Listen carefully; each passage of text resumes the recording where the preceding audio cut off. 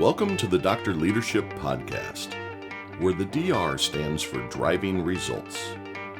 Our focus is weekly conversations around life and business relationships and the important leadership qualities for both.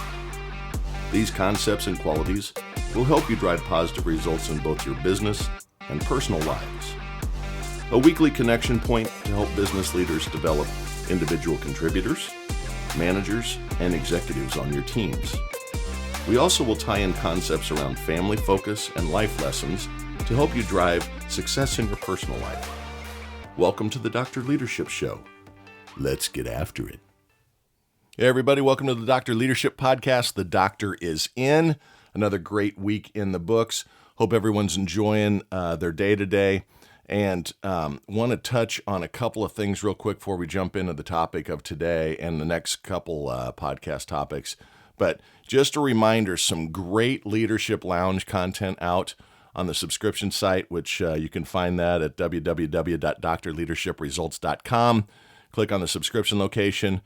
We've got Coach Dick Vermeil, Super Bowl winning coach, Hall of Fame coach. If you think you can't get a nugget out of that guy, you're madly mistaken.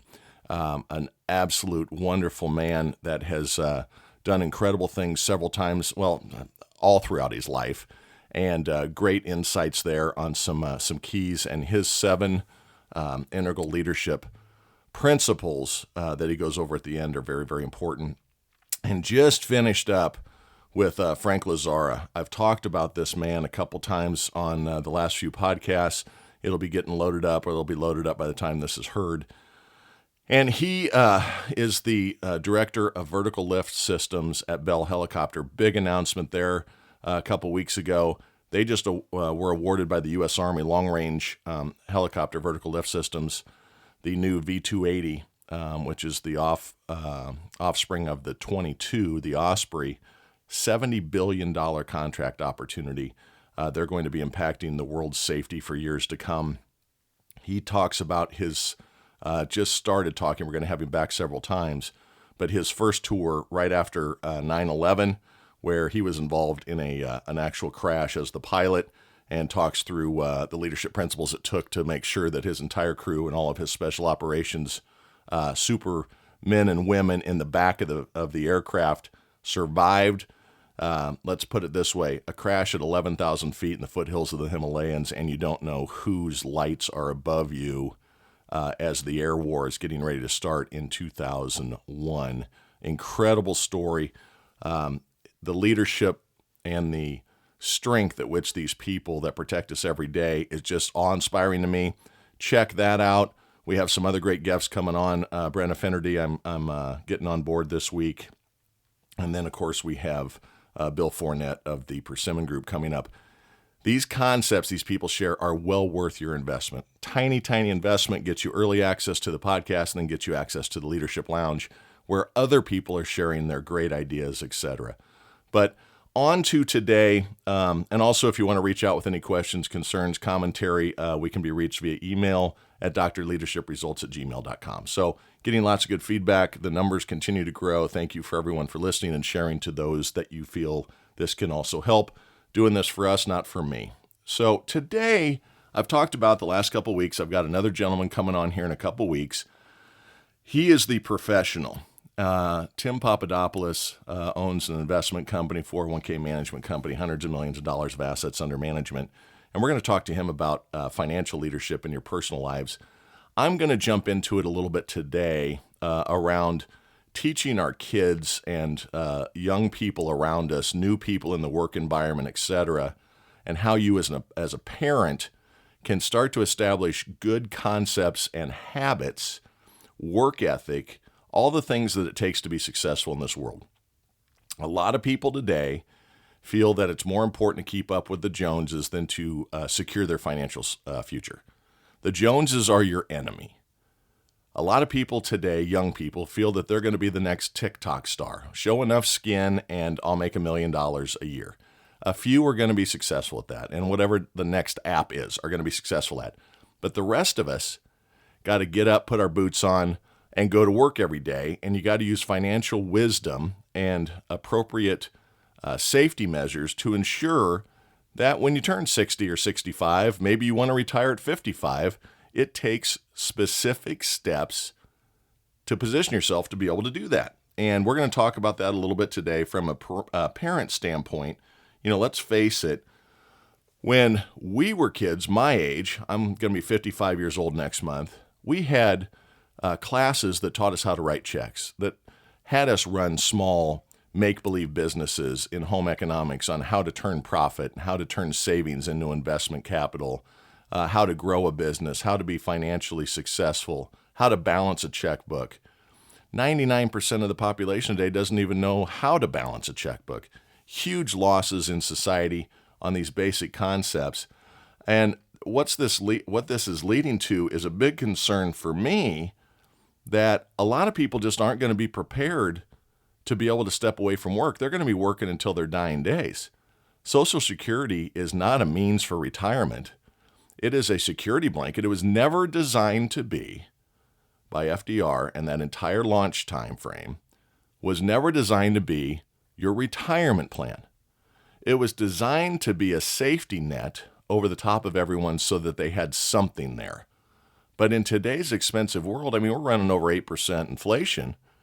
Social Security isn't going to even be close to handling what you want to do in your lifestyle to retire. And the proof is in the pudding. Northwestern Mutual just released their 2021 results from their surveys, and it was kind of a happy type approach of a story where the average personal savings increased by 10% for the workers in the world. It went from $65,900 in 2020 to $73,100 in 2021. Well, the reason it was is everybody was locked up in their house, didn't go anywhere. That isn't a change in habits because the people are determining they have to do some things differently. It's that the federal government and the state government said you can't leave your house. You can't go into the office. They saved on gas. They saved on drinks after work. They saved on business clothes expense and those types of things. But that wasn't good habits going. And the scarier number, retirement savings increased by 13%. The average retirement savings went to $98,800 from $87,500. Now, there's an old rule in retirement savings, and you can believe in it or not believe in it. I'm just stating a potential number to think about. 4% a year you can take out of your retirement investments and should not have to touch the principal in perpetuity. In other words, for every $100,000 you have there, you should be able to take 4% out, $4,000 a year, to use toward your retirement to keep that income being produced forevermore. Now, the average is $98,800. We'll use $100,000 for the math. I don't know how many people can survive on $4,000 a year. So 100 ain't enough. And where this starts, you may be past the point of having huge impacts. If you're 55 years old and you're sitting on $100,000 in your retirement, you need to really buckle down and do some heavy, heavy life changes to put as much in there as possible. And many people, Social Security plus a few $100,000 is going to make them very comfortable with how they're accustomed to living. But many people think that they're going to have the new car every 3 years and they're going to live in these fancy houses forevermore based on their current livelihood and lifestyle. And you don't have near enough. And you just got to be realistic about this. And we've got to start by training the next generations. The last couple years with COVID and all these impacts have created a longer-term dependency type approach in society. The kids all moved back home. They weren't in school. All that is great. We are here as parents and loved ones to support family and friends in times of need. But we are not here to support the kids until you die. That is not parental success. What I want to talk about first of all is, and it's an approach I've always taken, and I'm not a child development expert. I'm just giving you my opinions. Like them, hate them, use some of them, disregard me.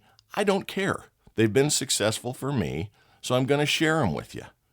And one of the things that we did, my wife and I, is we concentrated very much on instilling extremely good work ethic at a young age. It starts with home chores for the allowance money. It starts with expectations of things needing to be accomplished before they can go have fun. It started with, when you turn of age that it's legal to work in your community, typically 14, you went and you got a job. I know that sports and extracurricular activities and all those things are important for development as well. I'm not saying to forego those. What I'm saying is that if it's 8 hours a week, 10 hours a week, 6 hours a week, start to instill the understanding to your young ones that there is not a money tree in the backyard. Mommy and daddy are not going to reach into the purse and the wallet forevermore and provide them everything they want. I've said many times on the podcast, give them 100% of what your family and children need and 10% of what they want, and you're probably going to have a pretty good baseline or foundation for their development and their understanding how the world works. But the world is not all rainbows and unicorns. There are going to be challenges. And the one thing you can control in your life is your financial well-being. You can position yourselves and teach your children to be positioned as they grow into young adulthood, take on their first jobs, and start to develop their own families, the habits that allow them to gain the world's greatest word, which is financial freedom. Freedom to not concern about finance issues is a wonderful burden to avoid. And it starts young. I've said on earlier shows, my first job was cleaning toilets at my dad's company when I was 10. You can't do that any longer with the government not involved in saying that's bad. I'm not saying don't do it. I think that was a great lesson for me. I knew what I didn't want to be. But at 14, 15, get them involved. The grocery store, interacting with people, having to physically talk to someone instead of type a damn text or see a TikTok video. Everybody isn't a movie star. Get behind the cash register, bag the groceries, work at the gas station, work at the convenience store, wash cars, work for a landscaper, work for a roofer, do anything you can to instill good work ethic in these kids. And then on top of that, talk to them about how to start to save and balance using that fund or those monies for expenses, wants, and long-term security. It is not going to happen automatically. Look at what's happened. We've got under $100,000 average retirement savings on individuals. That is a travesty. That doesn't buy your milk for your retirement. That doesn't cover car payments. That doesn't cover your living expenses. You got to take this seriously, and you cannot procrastinate on this. The one thing about investing that everybody needs to know, this is proven, this is a mathematical equation. It's the rule of 72. And what the rule of 72 is this. On your investments, whatever percent you earn as interest per year, divide 72 by that. So if you make 10% on an investment and you divide 10 into 72, you get the number 7.2. That means that investment will double in size every 7.2 years at 10%. At 8%, it's every 9 years. So you use this to understand how compounding interest can impact you over time. That is the way to get wealthy, is to invest and allow time to build the money, not earnings off of your paycheck. Sooner or later, the amount you earn off of interest every year far surpasses how much you're putting into the investments. Now, I'm ahead of myself a little bit here. I want to get back to the kiddies.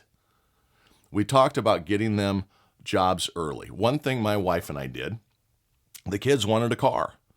That freedom.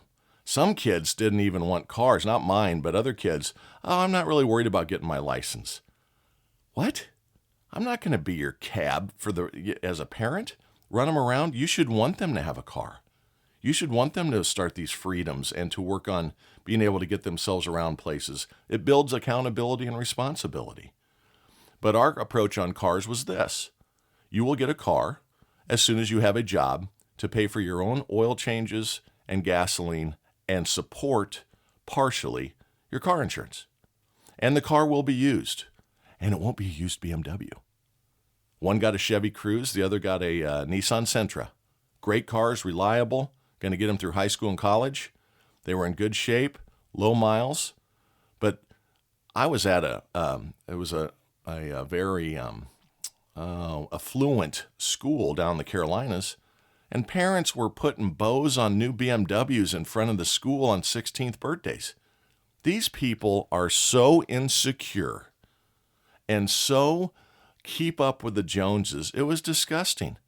I knew who I didn't want my kids to hang out with, and I knew who I didn't want to hang out with as an adult. Those people are going to lead to disasters. What are you going to do for their wedding?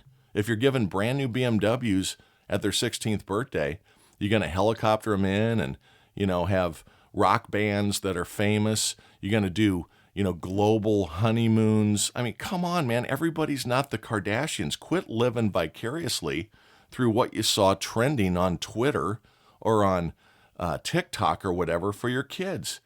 $50,000 marriages are a waste.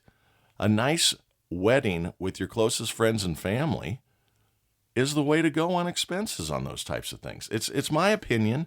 Some places, weddings are very, very, very big and flamboyant, but it's for a 3-hour event. People will drop $100,000 on a 3-hour event. That is making the kids' expectations way out of line with the reality they're going to face. So we worked on cars. We said you have to have a job. We said we're going to set up a savings account. Every check you get, 10% of that check goes into the savings account.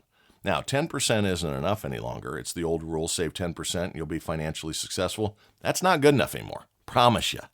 Not good enough. But we're starting habits here. The other thing we did is once they were done with college, they needed to understand that the cell phone, car insurance, expenses, apartment, that's on you now. We had a statement that we always used, 25 and alive. That's my responsibility. I'm your father, not your friend. I'm friendly. I love my daughters. My responsibility is to create them and help them become law-abiding, society-improving individuals of the village. My job is not to make sure that everyone thinks they're the greatest. My job is for them to be self-sustaining contributors to the village. That is good parenting. So after school, they got out. We gave them 90 days. Cell phone is going to get turned off. Go get your own cell phone. Go get your own apartment. Now, we taught them along the way how to do these things, and we talked to them about choices. I remember my oldest daughter and then my youngest daughter also when they switched to phones. Everything was Verizon, and I'm going to get the new iPhone, whatever, at that point, the 14, the 15, the 12, whatever's the latest. And I said, do you realize what that's going to cost you? Do you have that much money? Because the other thing I did is I sat down and worked on a budget with them. Let's talk about your budget. What are your fixed expenses? Got to pay rent. Got to pay car insurance. Got to put fuel in the car. Got to go to the grocery store. Got to keep the lights on. They think they're going to go out 4 days a week, stop and have a cocktail on the way home, and we're going to do some tapas at the little, happy hour afterwards. And that runs into hundreds of dollars a week. You come out of school and you got a $45,000 or $50,000 a year job. You start working it backwards after taxes. You can't have no tapas during the week. You need to pick a weekend night and say, I'm going to financially go out once a week. And it's a $40 adventure. And that's it. One of the things we had the kids do, they did at times and they didn't at times. They didn't follow everything we said. And I didn't say everything that was right.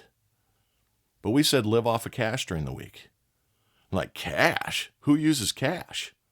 Well, the bank is associated to cash through how much cash you got in the bank. And by using credit cards and debit cards, it's unreal. It's like fake. It doesn't have impact on you. But if at the beginning of the week, if your fun money budget is $60 or $100 with lunches and everything for the week, go on Sunday, put 520s in your wallet, and as soon as they're gone, you're done for the week. It's a controlling mechanism to ensure you don't overspend. Because one of my daughters did and one of my daughters didn't, but came out of college because spending money was on them in college. We paid for the education, the books, the living expenses. all your spending money, got to have a job in college. You can have fun and still have a job in college. But one ran up some credit card debt and the other one didn't. The one that ran up credit card debt has fought that for a few years afterwards too. Great place now, but stresses. Dad, I'm stuck on money. Sorry, your problem, not mine. Yeah, I said that. You ran up the bill, you run down the bill.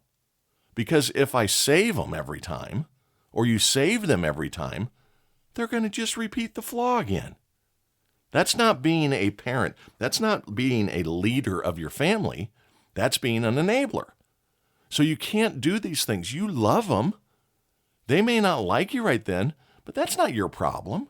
They have got to learn the lesson, or this is going to go on in perpetuity. Teach them. Don't do it for them. Teach them. Discuss investments with them. So my kids got out and they got their jobs, and then they start getting documents. Dad, I don't know what any of this means. Well, read it and get back to me. What do you mean read it and get back to me? It's about my 401k. I want your help. Read the documents and then call me. And then they'd call and say, what should I do? And I say, I don't know. What do you think you should do? Well, I don't know. That's why I'm calling you. Did you read the documents? No. Click. Call me when you read the documents. I don't expect you to have the right answer, but I expect you to have a baseline for the discussion. Okay. What's your company match? What do you mean? Well, when you interviewed, you asked what the company match was on your 401k and retirement plan, right?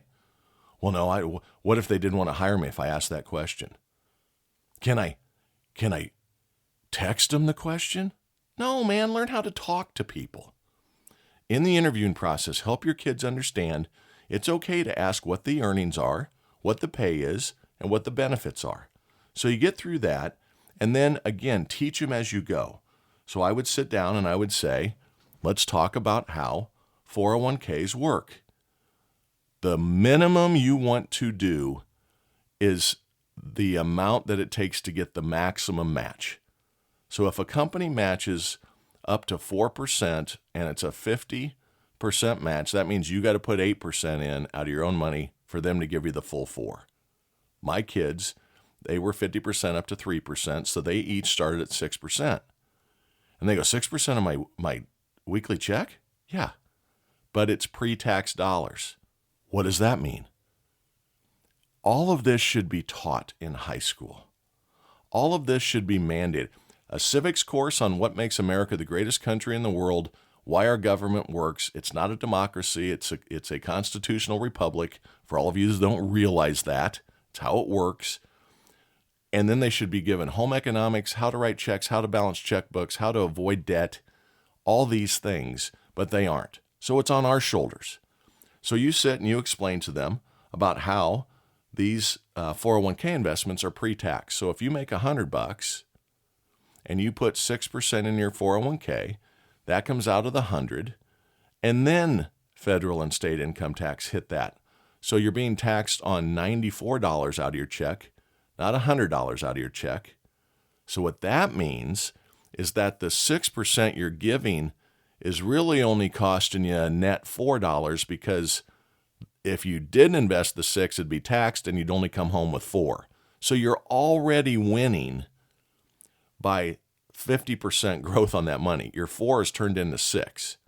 If you don't understand that yourself, get a Financial for Dummies book and get some basic understandings on this. No one's going to save you in retirement. No one's going to save you without you investing the time and the resources to educate yourself. This is the most important class in life, is to understand how to create financial freedom and financial stability into your senior years. Life is expensive.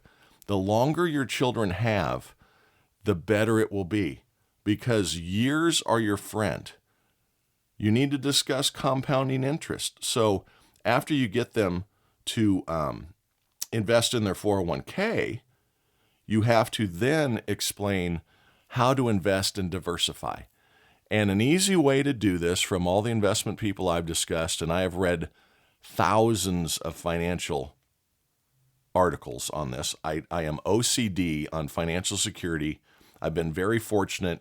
I could retire now. I choose not to. I could comfortably retire, live my same lifestyle forevermore.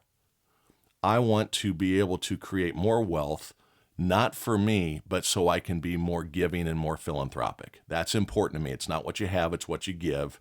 I'm not perfect. It's not the sainthood here of Dr. Leadership I'm talking about, but I have been very dedicated with my wife on financial investing. And if you get it started early, it will happen automatically. If you put 401k in autopilot, it is amazing to you. It takes some years for it to look like a good number.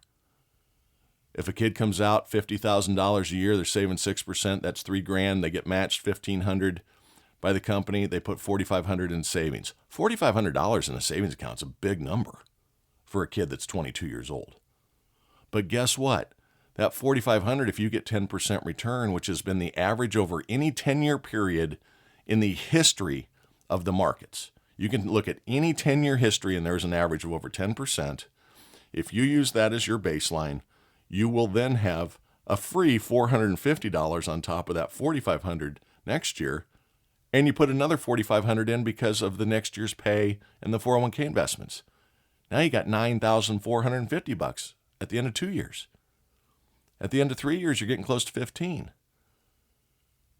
In 15 years, you're going to be sitting at $70,000. Then the rule of 72 really starts to help. These are why the younger years are so important. If you get to 30 years old and you're going to work to 65, that is 35 years of growth on whatever the number you have saved in your 401k at 30 is. So say you have $50,000 saved in your 401k at 30, okay? Which we just stepped through, should be rather easy. It really should be closer to $100,000 by the time you're 30. Let's use the $100,000. The impact will be bigger. In 35 years, remember the rule of 72. If we get 10% every 7.2 years, you get to double your money. So you have 35 years left. That's basically 35 divided by 7, the 7.2 years is 5 times. That money's going to double 5 times.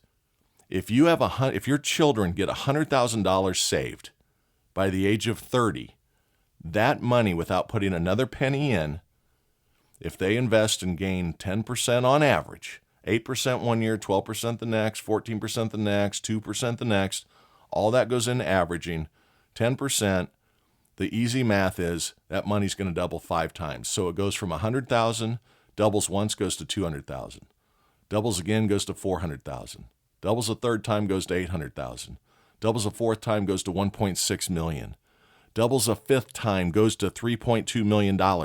If you can save $100,000, your children, by the time they're 30, they have an opportunity to get over $3 million in their retirement account. You can comfortably live, never touching principal. On the 4% rule, they're going to be making $130,000, $140,000 a year income forevermore. Now, if they don't start investing until they're 30, they aren't get to the $100,000 until they're 40, 38. Now it only doubles 3 times. 27 years, right? Divided by 7, almost 4 times, 3.5 times. So the 100,000 goes 100 to 2 to 4 to $800,000. Costs them $2.4 million in retirement funds by not investing until they're 30. You cannot be the parent that allows this to happen. You cannot be the young individual that allows this to happen. Every dollar counts. And how you keep that growth going are some simple steps like this. My kids started at 6%. I just said that. That was what they had to put in to get the match from their employer. Every year, everybody just about gets some sort of raise. 3%, 5%. Let's say it's 6%. Let's say it's 3%. So then you use what I call the rule of thirds. You take a third of the raise and you use it to improve your standard of living. That extra 1%, few $100 a month, use that to, now I get to go out Friday night and Saturday night. Or I want to invest in a new car. Or I want to go on a vacation. Use it for fun, right? You deserve it. The other third, make sure you are upping the investment amounts in your 401k.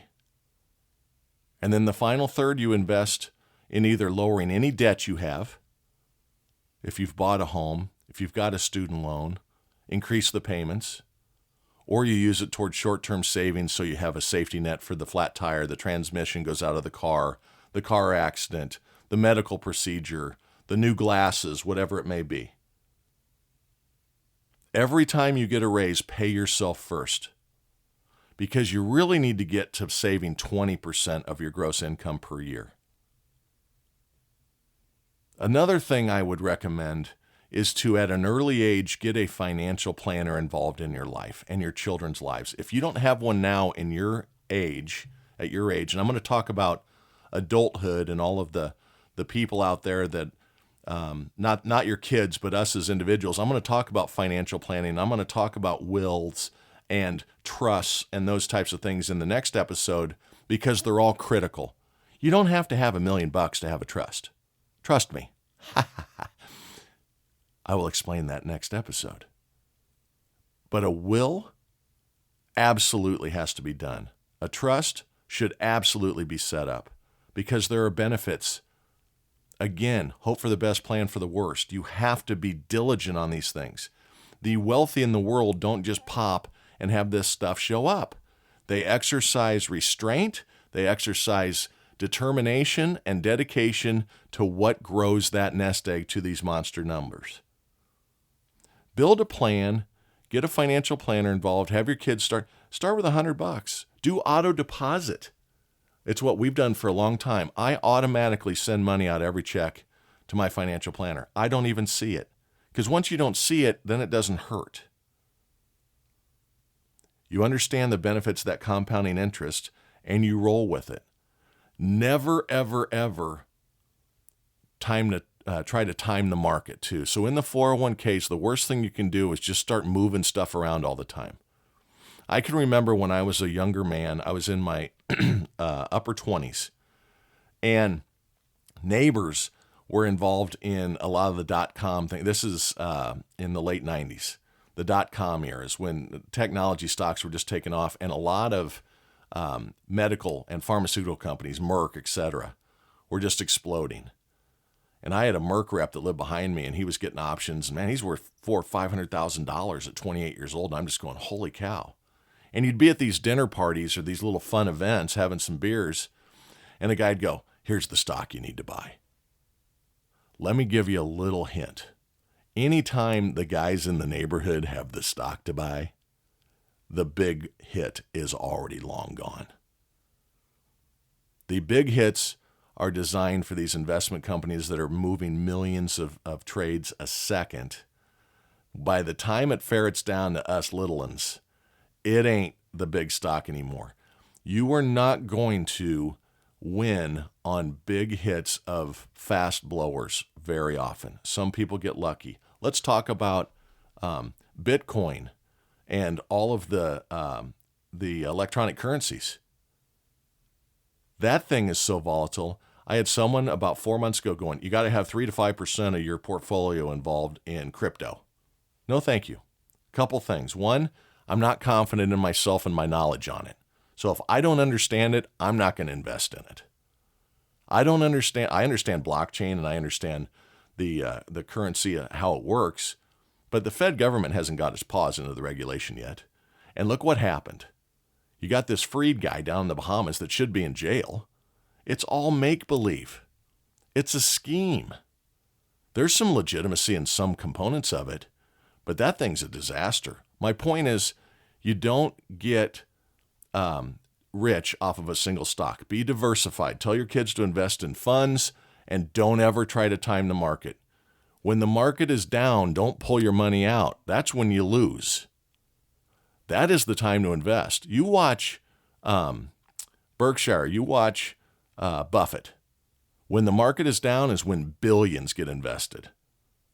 He understands it comes back. Don't bet against the U.S. economy. Tell your kids and you yourselves, do not try to time the market. Dollar cost average, buy more. What dollar cost average means is if you've got 100 shares of something and you bought it at $35 a share and it goes down to $25 a share, don't quit buying. If it was a good investment, if it's a sound company and you know it's going to come back, now buy another 100 shares at $25 a share. Now your dollar cost average is $30. So as soon as it gets to $32, you're making money again. It doesn't have to get back to the 35. We'll talk more on that next time. Establish habits and live by them.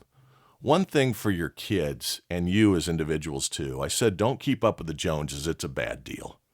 And I'm going to end on this.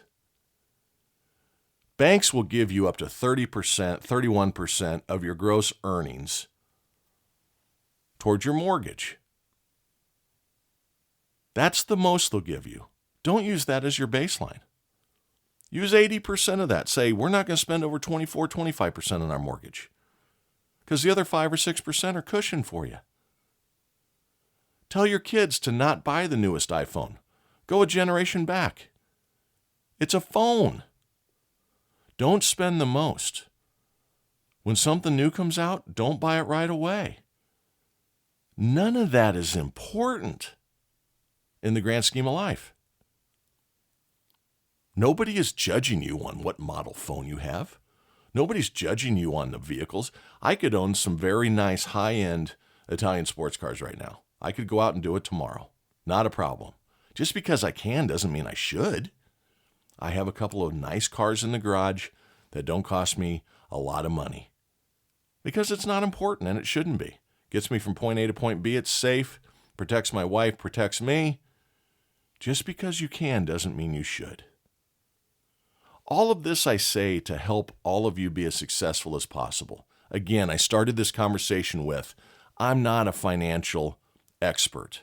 I have built wealth over time, went through a terrible crash when I was also building houses on the side in the late 2009, 2010, 2011 period. Cost me hundreds and hundreds of thousands of dollars out of pocket. Thank God I had it. I've built wealth twice. But it takes daily dedication to do these things. And you have to start by teaching your kids young. Make them accountable early. You as an individual, lead through example. Don't give them everything they want. Give them all they need and a percent of what they want, and things will be good. Don't give them the life of Kardashians all throughout their teen years when they're going to be disappointed. They're going to feel like failures when they're on their own, unless you plan on just paying for your puppies until they're friggin' 50. Wow, really? You're supposed to throw them from the nest. They're supposed to go out and be servants to the community on their own. Place them in the best opportunity to do that. Teach them financial fortitude. Teach them to be conservative. People say, oh, you're conservative because you're wealthy. No, I'm wealthy because I'm conservative. It's the other way. And that doesn't mean I'm conservative in all things from a political standpoint, but I am conservative on money. Because my mom and dad retired. My mom is 93 years old. She hasn't brought home a paycheck in 35 years. It takes a lot of money to sustain life. There she is, still killing it, because her and my father were very, very conservative. That's the way you should be too. I want you all to be positive about this. Take it as lessons. Start acting on it every day. Position yourselves. Teach your kids to be positioned, to be successful. The reason is you're all awesome.